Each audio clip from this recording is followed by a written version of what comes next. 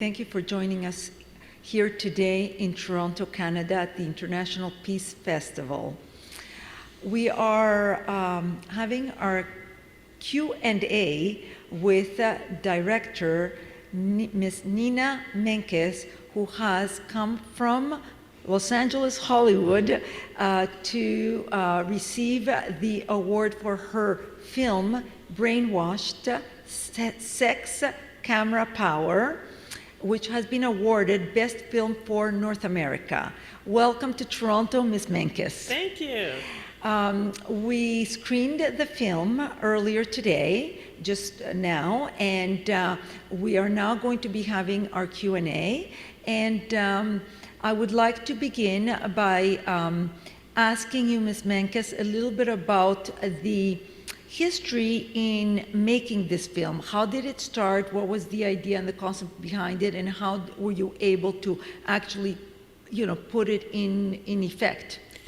Well, it started really with a lecture that I used to give to my students. I've taught filmmaking for many years to support my very unconventional independent films that I make. And this lecture consisted of approximately 10 to 12 film clips, and I would sort of go through them and show how shot design is gendered. That means that male actors and female actors are shot very differently. Not always, but very often. And this lecture was something that I always imagined would be primarily for film students. But after, the two major events that we do speak about in the film, the first being in 2015, the action that was initiated by Maria Geiss, where she took the statistics, the terrible, terrible statistics about women directors in Hollywood, to the ACLU, which is the most powerful union in the United States. They looked at the statistics. They were convinced that it was a very serious illegal action that was going on in Hollywood. They went to the federal government, to the US government, to the EEOC, which is the Equal Employment Opportunity Commission. And they, in turn, went into secret settlement negotiations with the studios about their illegal hiring practices. This is really what changed the landscape for women directors in 2015. Following that, we had the MeToo movement in 2017, and those two things really created an environment where suddenly this talk that I had always given to my students in a film classroom suddenly felt very relevant for a much bigger audience. And I started being invited around the world to give my talk. And everywhere I went, people said, please make this into a film. So the film has the ability to reach, obviously, a lot more people than me running around here and there. So that was really how it happened. And it wasn't my idea. It was really people came to me saying, we need this. Okay, so the film, for our audience who may not be familiar with this, really touches upon gender inequality, particularly in the film, through the film industry, and how this is propagated through the techniques that are used in making a film. Right. So I would like you to just focus on the theme of the theme and the subject matter of this film, and tell our audience a little bit about what really is concentrated on that point. Well, the film focuses on the visual language of cinema. So we have had a lot of talk, and there's been a lot of focus on the fact that script, dialogue, and character can be very sexist, and that's fairly well known. But what's less well known is how the actual design of the shot and the way sound is constructed and the way lighting is used, how that works as a meta message to undermine the position of women in cinema and outside of cinema, because from watching these images without even knowing it, you absorb these subtle messages.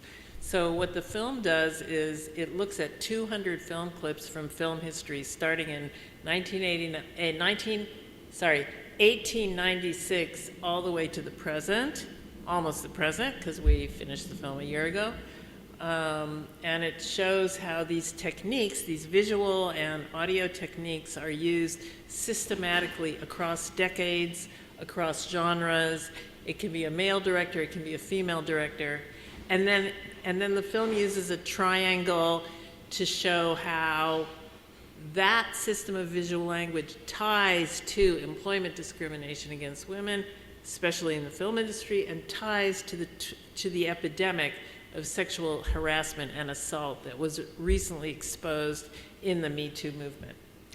Yes, and now Ms. Menkes, I would like you to discuss about the 5 techniques that you mentioned in the film, including I believe the camera techniques and the lighting and so forth. Can you just go one by one? Yeah, and well, start the with first that? we look at, is how do you create point of view in a shot? So that means, like, if you see a certain shape, and, we can't really say it here by talking, but if you want to see the film, it is streaming widely at Amazon Prime and on Apple iTunes and on Canopy, the educational streamer, I believe also here in Canada, Kanopy, Canopy. In any event, so you have a sentence like, the man sees the woman. In an English sentence, the man is the subject and the woman is the object of that sentence. So you have the man sees the woman.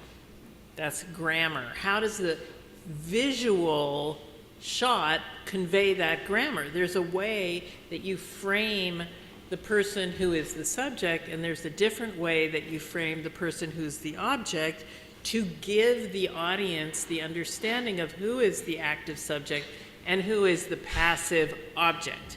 So the film breaks down how subjectivity is constructed visually in that sense. And then we also look at camera movement and techniques like slow motion.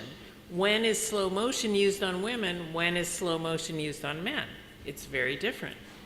Slow motion is used on men usually for action, military, and sports. Slow motion is used on women for sexualization. And this is quite incredible when you see how widespread it is, and it's generally unconscious. You just absorb it and you find it to be normal. Lighting techniques, there's different lighting standards for men and women. Women tend to be shot flat, and men tend to be shot 3D. So these are a few of the specific techniques that we break down, and we show how systematic it is and how you will see it again and again and again and again over hundreds of films, and including those films that are our so-called favorites, the A-list movies, the ones that win Cannes and the Academy Awards. Yes, and you also indicate that obviously this has, and all of these techniques combined have a final effect on the narrative. Yes. So can you tell us a little bit on that? Right. Well, these techniques have an effect on the narrative because even if you have a woman protagonist, that means that in the script, she's the main character. And yet she's photographed in a way where she's continually placed into the object position. She's undermined in this subtle way. So that will often lead to a situation where, like, a woman, let's say, goes to see a film with her boyfriend and just feels kind of weird, and she's not sure why does she feel so weird, because actually the woman was the main character, and isn't that supposed to be a good thing? She's empowered. But there are these other subtle ways, and well, they're not so subtle once you point them out, but they tend to be sort of a meta message that isn't noticed that much, but it gets under your skin. Yes, so the one issue that stood out for me watching the film was the objectification of women and the commodification of the body of women's bodies through the male gaze. Right. So I'd like you to discuss with us today the issue of the male gaze and the prominence that it has in the filming process. Right. Well, The phrase "the male gaze" was originally used actually by Laura Mulvey, who is in the film, and we interview her, very proud to have interviewed her. It was actually a throwaway phrase in her original essay from 1975 called Visual Language and Narrative Cinema, or sorry, I forgot the exact title. I'm blanking out. I just came in. I have jet lag. But Visual Pleasure and Narrative Cinema, thank you, by Laura Mulvey from 1975. And she outlines the way that cinema was typically constructed for the pleasure of the male viewer and at the detriment of the female object. And this phrase, which she sort of threw out among many other ideas that she had, was as she mentions in the film, is the phrase that sort of became the most famous and endured. So 50 years later, we still have the same problem, that cinema has traditionally and continues to be constructed primarily for the male heterosexual viewer. And if you're not the male heterosexual viewer, you're excluded, and you will feel subtly or unsubtly disempowered and excluded from that way of looking, which has become the way of looking and the way that cinema is shot. Even if you're a woman director, many women directors reproduce that way of shooting. Yes, and so and it's, I know it's difficult to verbalize in a discussion, because when you're seeing it, actually it has such an incredible impact, because you're seeing it on the screen as you're discussing the male gaze, right? But essentially what the viewer is seeing is a male actor looking at a woman, and the woman is essentially objectified in many different ways. Right. The male actor may be speaking. You're seeing that the male actor's gaze in viewing the female, but the woman is not speaking. There is no sound on the side on her screen when he's looking at her, or even when they're showing the woman on the screen. Whereas all the male actors are speaking, or they're shown in a full body part in action. With different 3D filming, mm-hmm. Yes, and then you have the woman, either body parts are segmented, fragmented, and then you have a lot of the sexualization of the woman in the shots, and usually there is a lot of times, like we said, it's not a 3D, it's a 2D flat background. And in addition, you don't have a context of the woman. A lot of times it's just photographing the woman's face and so on in blank background, so that it becomes sort of like it's not contextualized in a time period, right? Right. Well, it's sort of a way that, that's why we say male fantasy. Yes. So the male gaze is tied to male fantasy, where the woman is an idealized, sexualized fantasy, and not living, breathing human being who has struggle and depression and happiness and celebration and despair like every other human being. It's a very limiting and diminishing way to portray 50% of the world. And the other thing that stood out in the film for me was the fragmentation of the body. Yeah. It was unbelievable how many shots there were, even as recently as just now, the last few years, in the filmmaking process, and with major film directors, with films that actually have been selected in all of these major film festivals like Cannes and the Oscars and so on, and have been awarded all these, and they're like very sexist in their portrayal of women. Absolutely, yeah, and there are people who have gotten very upset at the movie,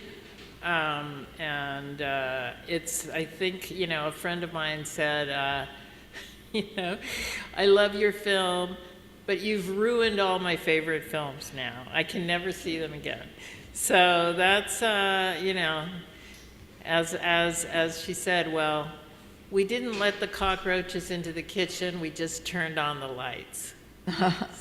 So the other point issue that I saw that came through the film for me was that the scenes where the male was seeking to have an encounter with the female, the woman, sexually, but the woman was resisting, and yet there was an assault element coming in where the woman was approached forcefully, and at the end she submitted and enjoyed the process of the sexual, you know, encounter. So can you tell us a little bit about that and how prevalent it is in many of these films? Yeah, well, it's very much kind of the classic, you know, story of the rape fantasy where, you know, the man is pursuing and he's aggressive, the woman says no, no, no, and at the end she agrees, and then she's so happy she agreed. I mean, which we've seen repeated in hundreds of thousands of films, is part of the problem and part of the cultural conditioning that leads to an epidemic of sexual harassment and assault. If men learn that, you know, when they push, and in fact actually have sex with you while you're saying no, that actually you like it, you know, that's kind of a problem.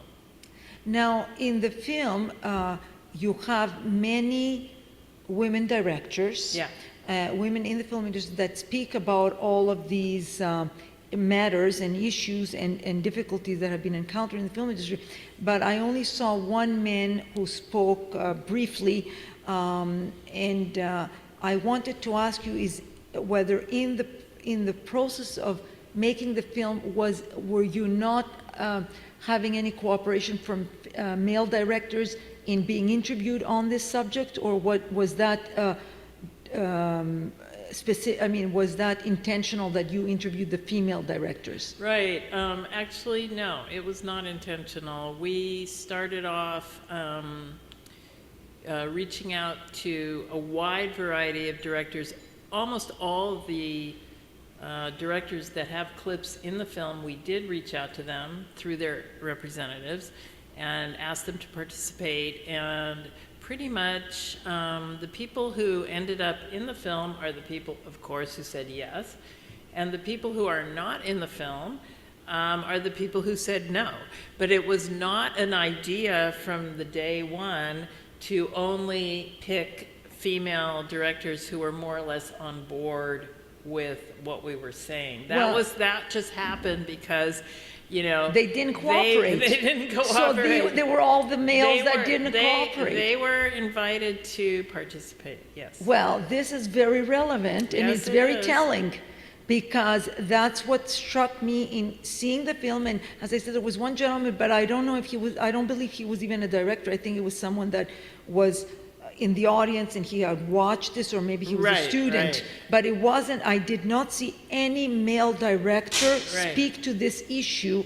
And to me, it indicates that there is no attempt, first of all, no acknowledgement of the problem, and then no attempt to look into ways of how do we get away out of this, you know, impasse that we have here. Right. I mean, I don't know what to tell you. It was one day me and the editor sort of woke up and we're like, wow, you know, we have 23 brilliant women interviewed, or I think it's 20 women and 2 non-binary folks, and then the one who you're talking about is was a student at Cal Arts, and he had commented, he's a heterosexual man, actually, the only one we have in the film who speaks, and he was quite supportive and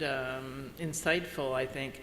But in any event, we sort of were like, wow, look at that, you know, and it was not our plan, but we felt in the end that it did empower the film very greatly, having a lot of diverse, incredibly brilliant women speaking about the problem from their own perspective, and of course, supporting the essential thesis of the film. Of course. And how do you interpret the response to the film from the industry? The industry, I feel, tried to squash the film for obvious reasons, There's still a reluctance, because the film, calls out these sacred cows, these gods of cinema. We had a situation where the film premiered at Sundance. It was a big hit, and a lot of women directors who saw the film went to the DGA, the Directors Guild of America, and requested that there be a screening there. And the Directors Guild of America is one of the most powerful unions in the United States, and it's an international union of directors, so you might call it ground zero for the male gaze. But in any event, to make a long story short, they refused to show the film. And we heard through back channels that the reason given is, we don't want to offend our members in their home.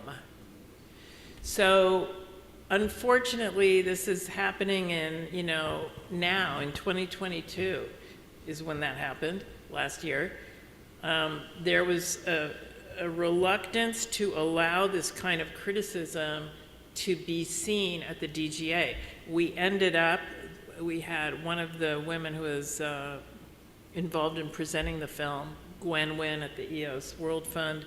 She actually paid to rent a theater at the DGA because they refused to show it, and she's a DGA member herself. And the theater was absolutely packed.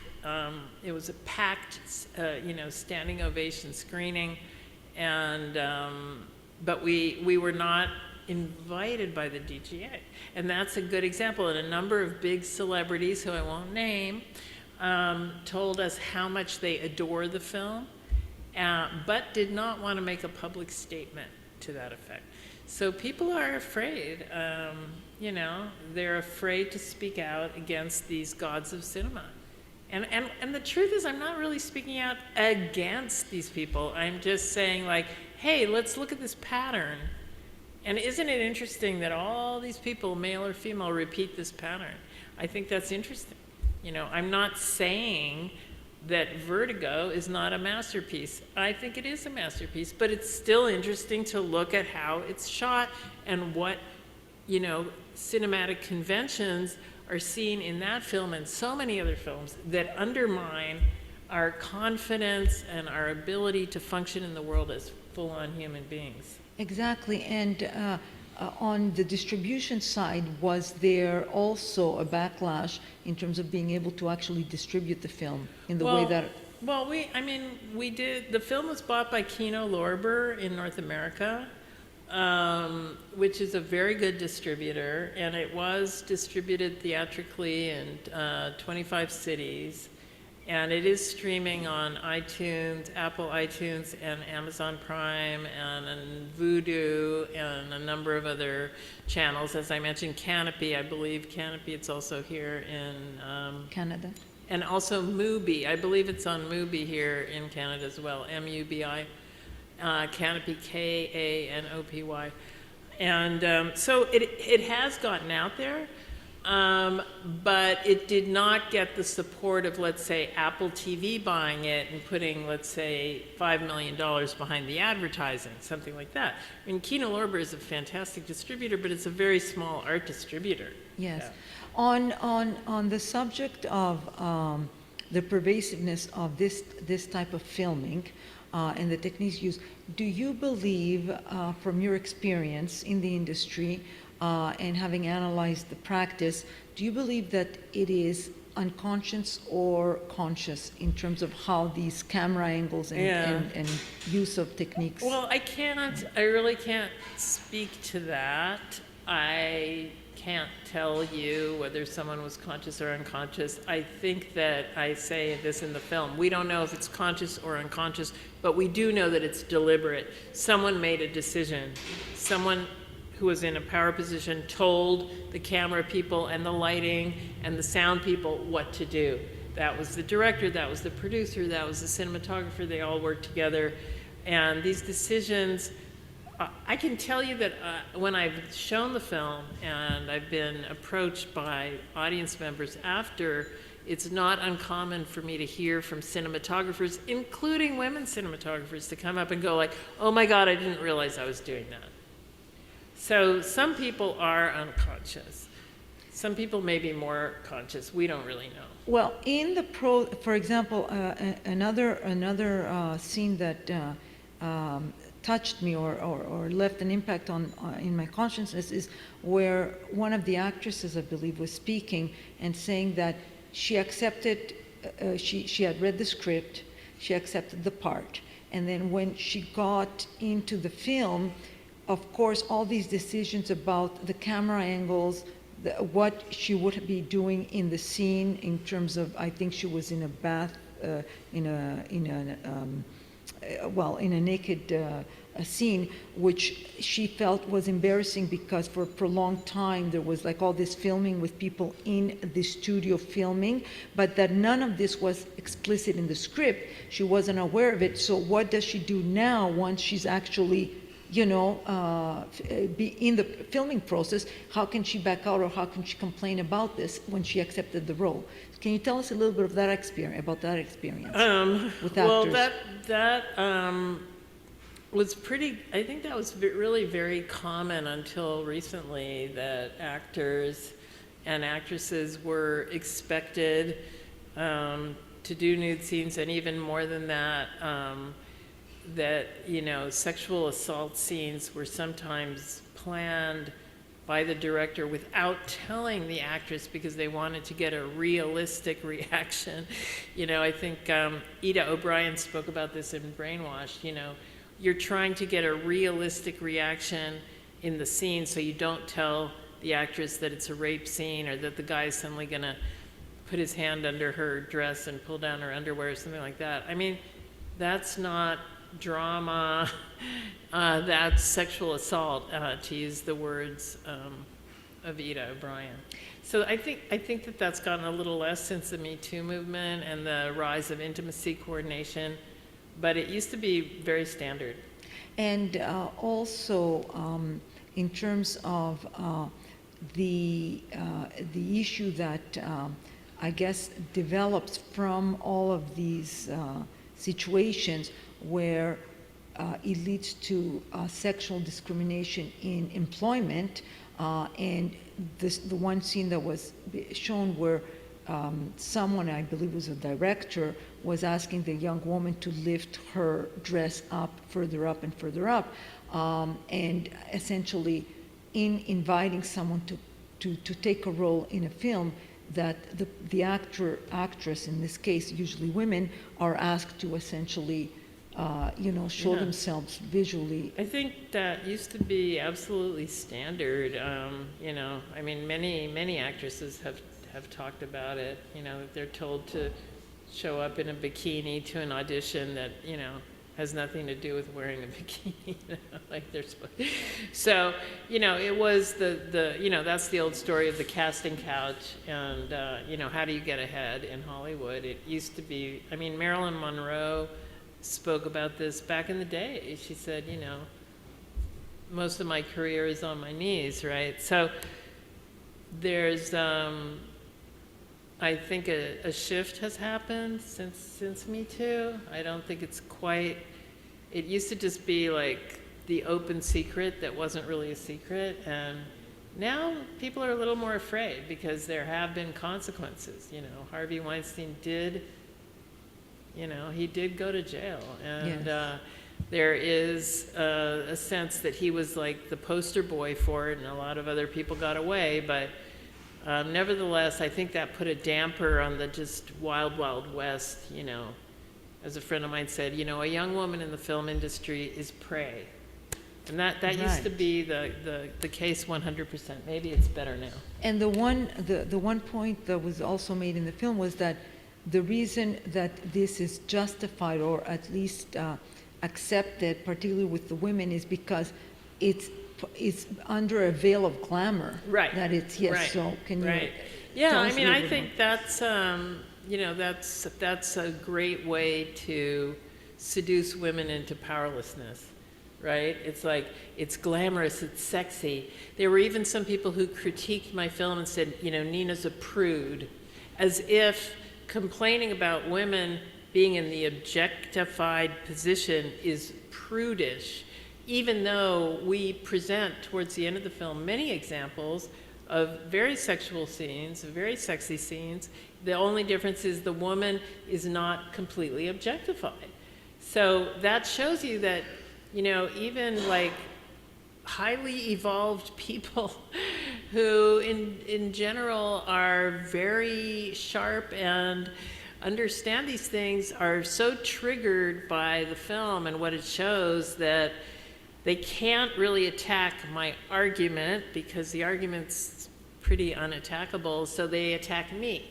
And they say, oh, Nina's a prude, or, you know, right? They try to attack me. Right. So, Ms. Menkes, the other thing that I thought was very, very important in your film is how you explained that even in your own life, as a filmmaker, you were very active subjectively, you took on the subjective role, Right. but that in your personal life, Yeah. you felt that you were unconsciously perhaps absorbing, okay, the objectifying role, which of course all women do, Yeah. because we see ourselves through the eyes of men, Right. and that is so, I mean, in everyday life, Yeah. right? So essentially it's an absorbing of the dominant, you Yeah. know, view, right?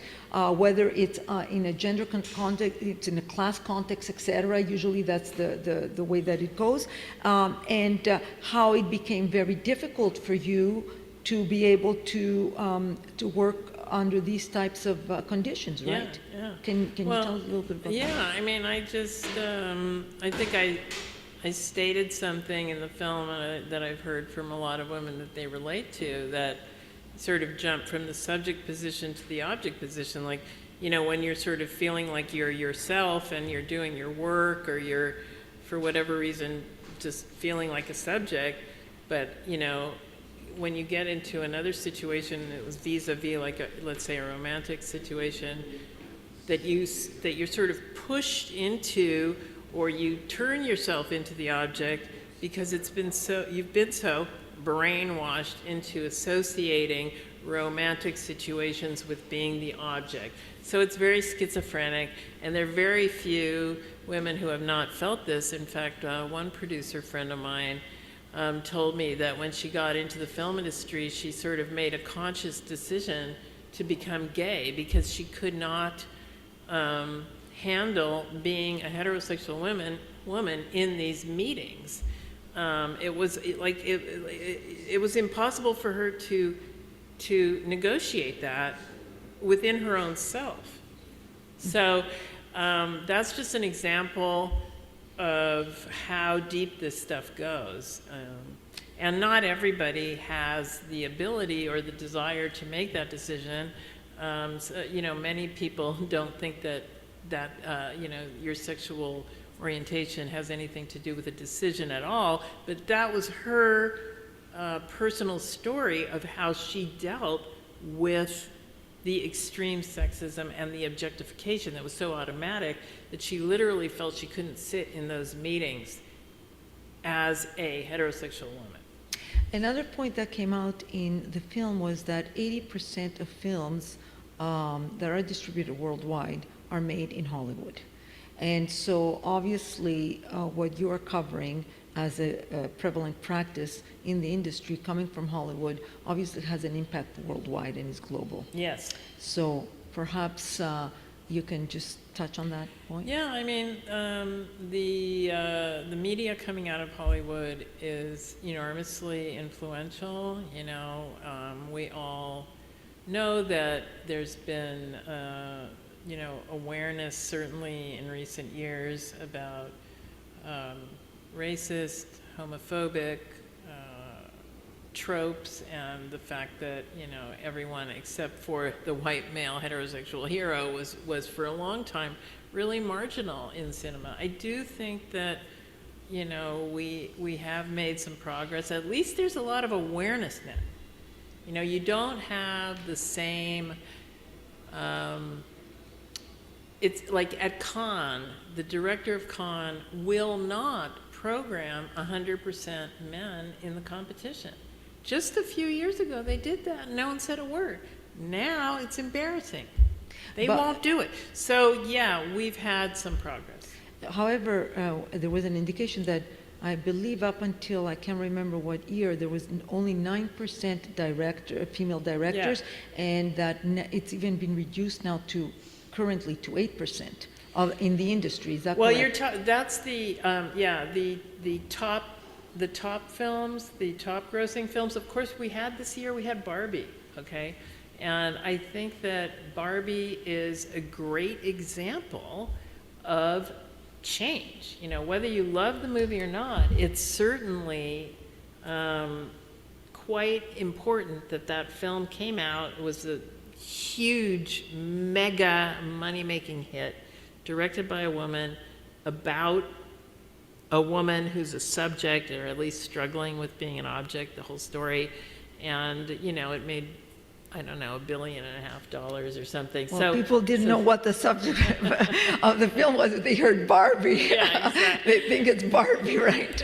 But I think it you know, that's a first, but it's certainly meaningful. And I think that, you know, Barbie did stand on the shoulders of Maria Geis's action. It stands on the shoulders of the MeToo movement. It stands on the shoulders of Brainwashed. It's a lot of people have over the years, you know, contributed to a situation where finally a film like that can be made and succeed. Well, I do wish to congratulate you, Ms. Menkes. This is an incredibly important film, I have to say, and I certainly urge our viewers and anyone else that you know to try to catch a view of this film. I think Ms. Menkes indicated, and you can indicate again, where they can get a copy of the film to watch. And I would like to turn to see if anyone in our audience here has a question. No, Mr. Alejandro, can you just see if we have someone that would have a question for us? And we can turn to the audience. And the person who is asking the question, perhaps you can give you just introduce yourself and what question you would like to ask of Ms. Menkes. Thank you. Yes, hi, my name is Sarish. My question for you is, as a female director working in Hollywood, what advice would you give to aspiring filmmakers who are passionate about challenging and reshaping the way women are portrayed in cinema and media, and what role can we as audiences play in fostering that change? Well, to answer the second question first, you know, certainly by making a point, if you see a film by a woman director and you love it, to tell your friends and, you know, put your money where your mouth is, as they say, because, you know, money does have an impact. And I think that was, just to repeat, you know, I think that what's exciting about Barbie is that suddenly, you know, all the money makers have their ears perked and they're like, oh, there is such thing as, you know, a female audience that wants to see this kind of work. And, you know, in terms of Brainwashed specifically, we're on social media at Menkes Film, at Brainwashed Movie. You can follow us, you can tell your friends so they can find the movie. As far as coming into the industry at this time, I think you're coming in at a good time. There has been a change. You can now speak your mind and be a little bit more unafraid that you'll just be shot down. You won't just be shot down. And there's still terrible discrimination, but it's much less. So if you want to go into the film industry, I think you have a much better possibility to succeed than we did when we were starting. So just pursue your dreams and trust in God or goddess. So Ms. Menkes, one final question I have for you. Ms. Rosanna Arquette, who was interviewed in the film, and she spoke of a role that she was I guess, approached about Yeah. recently, and that she was turned out, Turned down. turned down for Yeah. a younger female course. actress, right? Yeah. So what is your experience on that front, and what can you Oh, tell yeah, us? well, ageism is a huge, huge problem, and of course, women have it a million times worse. I mean, there's some discrimination against men as they age as well, but, you know, you can look around and see the obvious, you know, male actors can age forever. I mean, Clint Eastwood was still performing lead roles at age 99, I think, whereas, you know, women are sort of devalued as we age. Why? Because we're not seen as full-on humans who are desirable for our full-on